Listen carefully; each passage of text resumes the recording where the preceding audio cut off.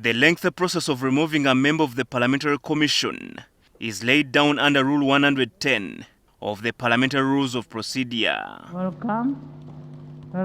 Under this rule, a member of the Commission other than the Speaker or the leader of government business, leader of opposition, or the Minister of Finance may be removed from the Parliamentary Commission for incompetence, misconduct, insanity, or inability to perform the functions of his or her office arising from infirmity of body or mind. A motion for a resolution for the removal of the Commissioner shall be initiated by a notice in writing to the clerk, indicating the intention of moving the motion for the removal and all the particulars supporting the grounds. The clerk, within days upon receipt of the notice of motion, notifies Parliament and then instructs the Sergeant at Arms to pin it on the notice board and prepare a list with all names of members for them to append their signatures within 10 days. After 1/3 or 178 MPs append their signatures on the list, the motion is now forwarded to the House through the clerk to be put on the order paper. After debate, a commissioner can be removed when at least half of all the voting members of Parliament, or 264 of the 527 MPs, vote in favor of the motion. However, as the collection of signatures for the removal of Mityana Municipality MP Francis Zzaake as commissioner continues, questions are being raised on whether this procedure is being followed, since the Sergeant at Arms is yet to pin the notice of motion and the list of names of all MPs has not been created.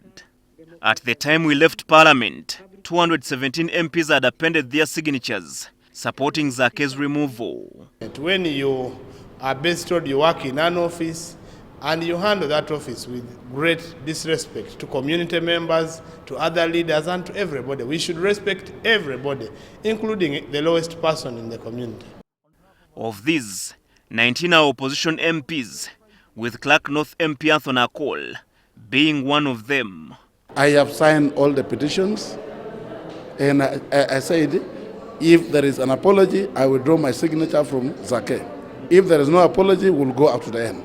I'm appealing to my colleagues who are in opposition. It's very bad to play double standard. If you are in the NRM, go and work with the NRM.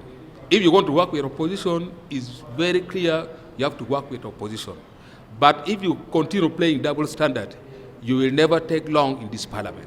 You know, even voters, they have their ears on the ground. Zzaake is accused of defaming the person of Deputy Speaker Anita Among and the institution of Parliament through his Twitter page.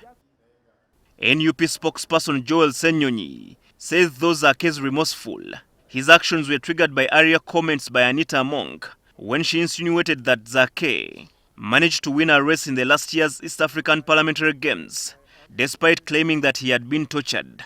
Both sides have something to rectify. You know that the Speaker ought to acknowledge that what she did was wrong, to mock Honorable Zzaake and others who have been tortured. Okay, the same way Honorable Zzaake acknowledges, he used strong language because he was deeply hurt and angry, and they can resolve it. However, Senyon says there are ongoing efforts to reconcile the two parties. I've heard that there's been some efforts that the LOP, reached out to try and have this issue rectified. But also we need to be careful, not to set a precedent. Because if the Right Honourable Speaker of Parliament, anybody that annoys her, is going to be censured, then who is safe here? Tomorrow it will be the LOP. Tomorrow it could be myself as chairperson of COSASE. Meanwhile, the Parliamentary Committees on Rules, Discipline and Privileges, where Zzake's matter was first sent, is yet to start its investigations. Habad Ziwa, NTV at Parliament.